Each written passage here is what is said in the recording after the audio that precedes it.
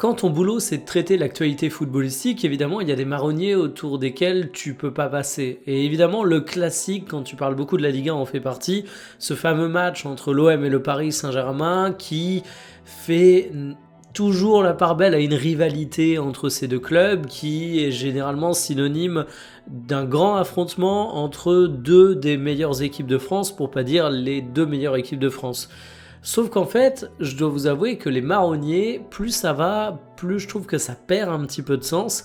Alors évidemment, je suis plus ou moins obligé d'en parler, ça fait partie de l'actualité et ça n'aurait aucun sens d'éluder ça, mais plus ça va, plus je me dis que je vais attaquer certains de ces matchs lorsque je les trouve pas hyper enthousiasmants à travers un angle un peu différent. Salut tout le monde, c'est TMF et vous l'avez compris, pour moi, ce classique se présente à un timing qui me laisse un petit peu dubitatif. La 5e journée du championnat de Ligue 1, c'est quand même pas idéal pour jauger de la force de ces deux clubs. En plus, on le verra dans la vidéo, il y a des phénomènes très précis, difficilement anticipables, qui font que, en plus, le timing il est foireux.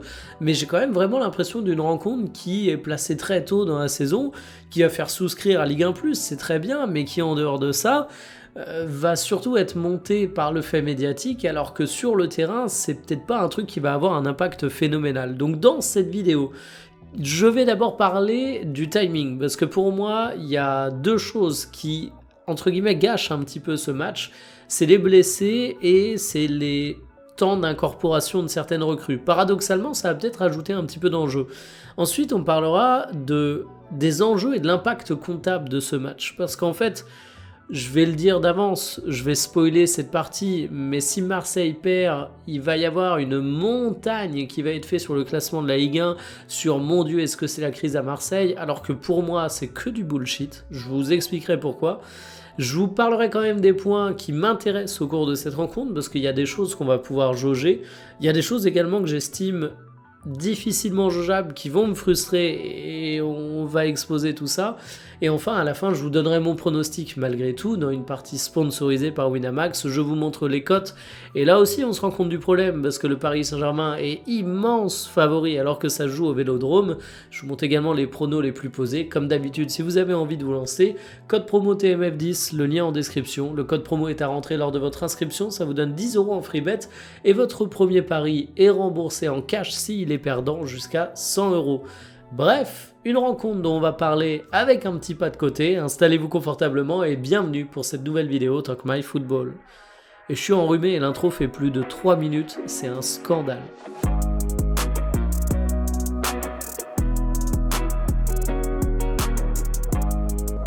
Le timing de cet OM PSG, il pue un petit peu pour les deux clubs. Paradoxalement, je pense que c'est une bonne chose pour l'enjeu du match parce que j'ai l'impression que le club qui a le plus de préjudice avec le timing, c'est le Paris Saint-Germain. Parce que si on regarde simplement les blessés, le Paris Saint-Germain, ils n'ont pas Dembélé, ils n'ont pas Doué et ils n'ont pas João Neves. Sur le papier, ce sont 3 titulaires, du moins les 3 étaient titulaires pour la finale de Ligue des Champions, donc on peut les considérer comme des cadres parisiens. Et c'est pas faire injure à l'OM que de dire que Paris est favori au cours de cette rencontre, donc que Paris se présente avec des cadres en moins, bah tu peux dire qu'il y a un petit rééquilibrage sportif. On peut ajouter d'autres absents, hein. On va par exemple nous parler de la cheville de Beraldo, et encore c'est une incertitude, mais de toute façon c'est pas comme si on comptait sur le temps de jeu de Beraldo. Reste que du côté de Marseille, il y a également des sujets sur ce timing. On a Aguerd qui a été placé en protocole commotion cérébrale. Alors, sur le papier, il pourrait être disponible pour le match, mais peut-être que pour des questions simplement de prudence liées à ce protocole, on ne le verra pas. Je vous avoue que j'ai pas trouvé d'infos fiables sur le sujet, donc n'hésitez pas à me le dire en commentaire. Mais surtout, moi, l'épine dans le pied côté timing pour les Marseillais, c'est l'incorporation de certaines recrues. Alors, Pechao a fait ses premières minutes avec l'Olympique de Marseille, mais on a pu se rendre compte avec son entrée face au Real Madrid que c'est un joueur qui va encore avoir besoin de temps avant d'exprimer son plein potentiel avec Marseille, ou tu du moins on l'espère, parce que moi je compte quand même voir un Pechao un peu plus performant que ce qu'on a très très brièvement entrevu. Donc ce timing en fait il fait que il y a un petit peu d'enjeu qui est relancé, mais je me dis, t'as pas non plus l'affiche au complet, t'as pas non plus l'armada incroyable, et quand le marketing va essayer de nous vendre cette rencontre, on va mettre Ousmane Dembélé, potentiel ballon d'or en gros, et Dembélé il sera pas là. Mais au moins, peut-être qu'il va y avoir un peu d'équilibre dans l'adversité. Reste que moi, ma grande frustration, c'est que comptablement, je vois d'avance le fait qu'on va dramatiser le résultat du match. Alors déjà, pour Paris, j'ai envie de dire, on s'en fout complètement. L'enjeu pour le Paris Saint-Germain, il est purement symbolique, parce que c'est un classique, parce que tu dois le gagner. Alors, moi, j'ai envie de dire que même ça, j'ai l'impression qu'on passe un petit peu au-dessus. Ça, évidemment, ferait chier les supporters parisiens de se faire vanner par la Marseillaise, mais désormais, je pense qu'on peut dire sans trop se tromper que le PSG est tellement sur une autre planète que l'enjeu, il n'est pas du côté de la Ligue 1. Si tu perds le match contre Marseille, tu vas te faire vanner pendant une semaine si t'es parisien, ça va te frustrer, mais t'inquiète pas, tu vas remporter ta Ligue 1 comme tous les ans, il y aura absolument aucun souci là-dessus, que Paris gagne ou que Paris perde, ça aura aucun impact comptable. Et là, on va me dire, ok, Michael, mais du côté de Marseille, il y a de l'enjeu. Regarde le classement, Marseille est en 7ème position, ils sont qu'à 6 points, ça ferait 6 points en 5 journées, 2 victoires, 3 défaites, ce serait catastrophique. Et pire, si le LOSC gagne son derby du Nord face à Lens, il pourrait y avoir 7 points de retard pour Marseille sur le Dauphin, c'est la place qu'il devrait viser normalement. 7 points de retard, c'est absolument énorme alors qu'on n'est qu'à la 5ème journée. On n'est qu'à la 5ème journée, justement. Et oui, 7 points de retard en 5 journées, ça peut sembler être un écart qui se creuse de façon extrêmement rapide, mais vous avez vu la gueule de notre Ligue 1 cette saison. Alors je le dis pas pour critiquer la Ligue 1, au contraire, je trouve que c'est un truc plutôt positif. C'est qu'on a eu beaucoup d'équipes qui sont un petit peu dans le même bain. Alors qu'on soit clair, je vais pas dire que tous les clubs que je vais citer ont une force équivalente, mais si on prend le LOSC, si on prend Marseille, si on prend Monaco, si on prend l'Olympique Lyonnais, si on prend Strasbourg, si on prend Rennes, en fait tous ces clubs peuvent enlever des points aux autres. Ce qui fait que les écarts au bout de la 5ème journée, pour moi, ils veulent rien dire. On n'est pas dans un championnat comme à l'époque où le Barça et le Real Madrid gagnaient quasiment tous leurs matchs de Liga, à l'exception du Classico. Et donc forcément, si tu avais le Real ou le Barça qui avait 6 points de retard sur l'autre à un moment donné, c'était dramatique, parce que tu savais que l'autre allait pas faire d'erreur. Là, tu as les clubs qui sont à peu près dans le même chapeau, qui visent à peu près les mêmes choses. Donc tu sais que même si le LOSC est un dauphin qui a pas mal de points d'avance sur Marseille, le LOSC ils vont forcément trébucher à un moment face à Lyon, face à Rennes, face à Monaco. Et en plus, quand bien même ils trébucheraient pas contre ces grosses équipes, or je pense que tout le monde va trébucher tôt ou tard contre ces grosses équipes, nos formations de Liga sont aussi dans un mouchoir de poche, il y a aussi un certain équilibre, parce qu'il n'y a pas non plus un gros club qui semble au-dessus du lot. À la limite, si je devais parler d'un gros club au-dessus du lot, je mets à part le PSG, parce que évidemment le PSG est ce gros club au-dessus du lot. Je parle de la lutte pour le reste du podium. Si je devais mettre un gros club à part qui est un peu au-dessus des autres pour viser cette place de dauphin, ce serait justement l'Olympique de Marseille. Donc en fait, si l'Olympique de Marseille va perdre son match face au Paris Saint-Germain, on va faire des titres grandiloquents, on va parler de crise, on va dire qu'il y a Roberto De Zerbi sous pression, il y a des supporters qui vont peut-être râler parce que effectivement ça fait pas beaucoup de points et en plus tu auras une défaite face au Paris Saint-Germain. Mais dans les faits, comptablement, ça voudra strictement rien dire sur le reste de la saison. Et l'Olympique de Marseille aura 4 fois le temps de rattraper ses petits points de retard. Mais à la même manière que si l'Olympique de Marseille gagne ce match contre le Paris Saint-Germain, ce sera une victoire ultra importante pour les supporters. Parce que pour le coup, en plus, autant le Paris Saint-Germain est sur une autre planète, donc cette victoire, elle va faire plaisir aux Parisiens, mais elle est quasiment considérée comme acquise, tu vois. Autant les supporters marseillais seraient vraiment un super fait d'armes. Ça, ce serait très cool, mais comptablement, ça voudra rien dire non plus. Parce que autant l'avance que le LOSC a, ils peuvent très bien la perdre, autant Marseille, qui prennent 3 points ou pas sur le Paris Saint-Germain, je pense pas que c'est ça qui déterminera l'issue de la saison alors qu'on est au tout début du championnat français. Bref, je trouve que comptablement, c'est un match qui est placé à un moment dans une Ligue 1 équilibrée de telle sorte que c'est un match comme les autres, et les écarts vont être beaucoup commentés, mais ils font pas forcément hyper sens. Et en fait, on commente au jour le jour, parce qu'il faut commenter au jour le jour, mais il n'y a pas de quoi s'alarmer, vraiment. Alors vous allez me dire, pourquoi regarder ce match ? Moi j'ai pas mal de choses à jauger sur ce match, et surtout un OM PSG, on n'est pas à l'abri de voir du beau football. Et même si un match ne va pas déterminer l'issue de la saison, personnellement, si je regarde des matchs de foot, c'est aussi parce que je passe bêtement et simplement un bon moment devant ces matchs de foot. Alors, ce que j'attends particulièrement, c'est de voir la solidité marseillaise testée face au Paris Saint-Germain. Je vous avais fait un petit pronostic d'avant-match face au Real Madrid. Malheureusement, je voyais le Real Madrid l'emporter avec un but de Kylian Mbappé. C'est bel et bien ce qu'on a vu. Mais ce que je vous avais dit également, c'est que j'imaginais très mal Marseille se prendre une grosse tôle. Et les Marseillais ont effectivement confirmé ça. C'est un club qui est solide défensivement. Même avec un Haggard qui n'a pas pu être aligné, tu t'es rendu compte qu'un Pavard un peu plus sur le côté droit, ça pouvait vraiment verrouiller cet emplacement, et que même un Greenwood qui en branle pas une sur les replis défensifs, ça peut éventuellement être un truc avec lequel tu deals. Tu te rends compte qu'un Balerdi, qui est un joueur qui peut être très très haut, mais qui parfois peut être très décevant, quand il est bien encadré, avec des meilleurs éléments défensifs, notamment la charnière formée avec Medina, peut-être que ça l'aide un petit peu. Kondogbia, il a fait son retour au milieu de terrain alors qu'il a passé 45 ans à être défenseur central sur ces derniers temps. Tu te rends compte également que c'est un mec qui t'apporte de l'assurance. J'aurais presque envie d'employer le mot fiabilité, mais il provoque quand même un penalty face au Real Madrid. Mais vraiment, j'ai envie de retenir le positif concernant la prestation de Kondogbia. Et en fait, j'ai trouvé ce Marseille intéressant.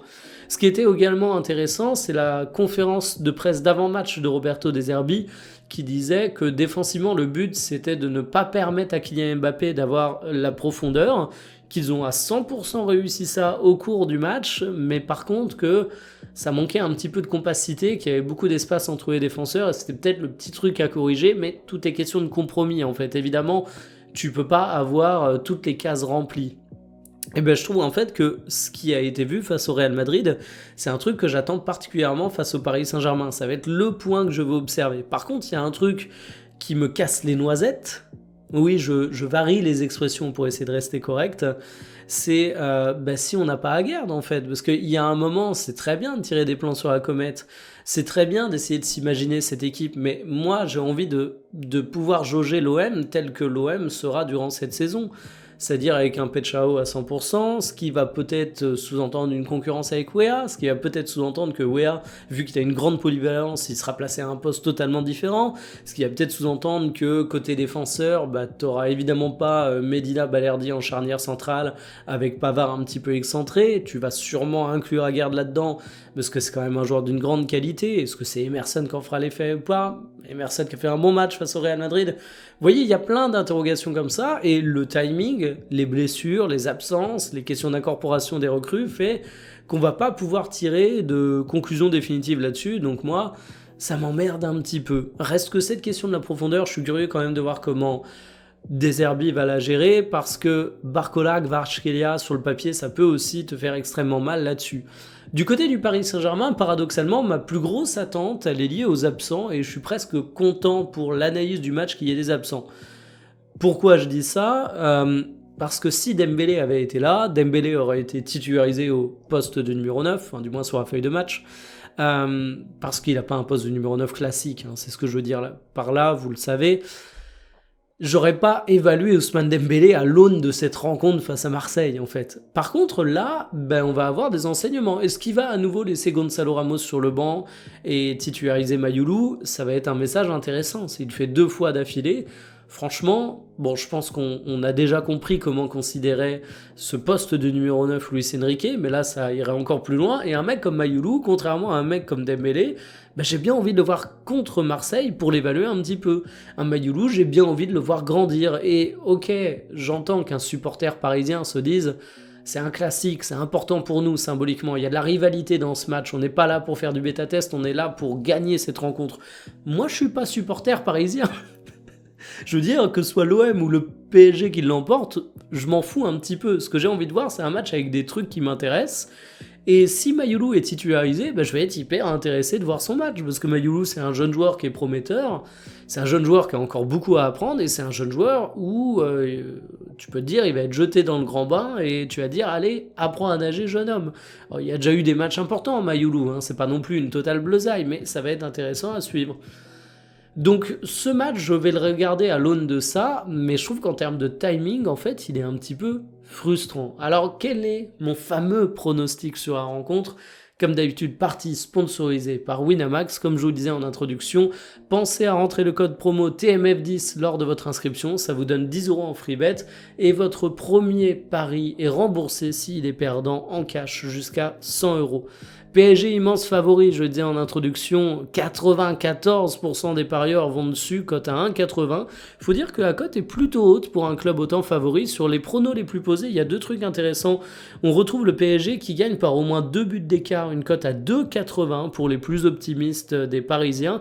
Et le PSG qui marque au moins un but, ça me paraît être le plat du pied sécurité à 1,10. De mon côté, mon pronostic, c'est résultat, victoire du Paris Saint-Germain, joueur décisif, Bradley Barcola, nombre de buts, plus de 1,5, donc au moins 2 buts dans la rencontre, soit 2-0 pour le Paris Saint-Germain, soit 1-1, enfin pas 1-1 vu que j'ai mis les résultats du PSG, mais vous avez l'idée, c'est le troisième prono, peut-être un peu plus risqué, mais ça permet de monter à cote à 2,55, et sinon je mettrais juste résultat PSG, joueur décisif Barcola, ça m'a réussi contre l'Atalanta, et Barcola je le sens dans une bonne période, et en fait, quand tu cherches un petit peu à voir comment tu peux combiner les choses, j'ai quand même l'impression que Gvara est un excellent joueur, mais si tu regardes ses statistiques depuis le début de la saison, c'est pas l'assurance tout risque en termes de capacité à mettre des buts et des passes décisives. Il peut faire des très bons matchs sans ça. Barcola, généralement, c'est un mec qui va stater, pas forcément que via le but, via la passe décisive aussi, d'où ça. Mais je vois évidemment le Paris Saint-Germain comme immense favori, parce que absence de Dembélé, absence de Désiré Doué, absence de João Neves. Bon, João Neves, tu peux très bien le remplacer. Alors évidemment, tu perds un petit peu en standing. Il faudrait pas qu'il soit absent 3 mois parce que ce serait un vrai problème. Mais sur une rencontre comme ça, je pense que c'est pas ultra préjudiciable. Désiré Doué, tu as de toute façon une concurrence sur les ailes avec Barcola, avec Kvaratskhelia. Ce qui embête un petit peu, c'est qu'il y ait à la fois cette absence de Désiré Doué et d'Ousmane Dembélé. Mais franchement, le Paris Saint-Germain est tellement supérieur, cet OM a potentiellement pas à garde, il y a encore Petchao qui a besoin de s'incorporer. Je les vois victorieux au Vélodrome, j'espère me planter, j'espère qu'on aura un match un peu plus disputé que ce que j'attends, mais j'ai peur que ce soit pas forcément un suspense de ouf. Donc voilà, dites-moi ce que vous en pensez en commentaire, est-ce qu'il y a des points que vous avez observés, est-ce qu'au contraire, vous êtes hyper enthousiaste pour ce classique? Ça se trouve, vous considérez que c'est le classique le plus enthousiasmant qu'on a depuis des années. Vous avez une analyse complètement différente de la mienne. Bon, bah, si je suis à côté de la plaque, rallumez la flamme sacrée en moi en étayant vos arguments. Moi, je vous souhaite un excellent week-end footballistique. On en reparlera de toute façon en début de semaine prochaine en espérant qu'il y aura de belles choses à dire. Salut!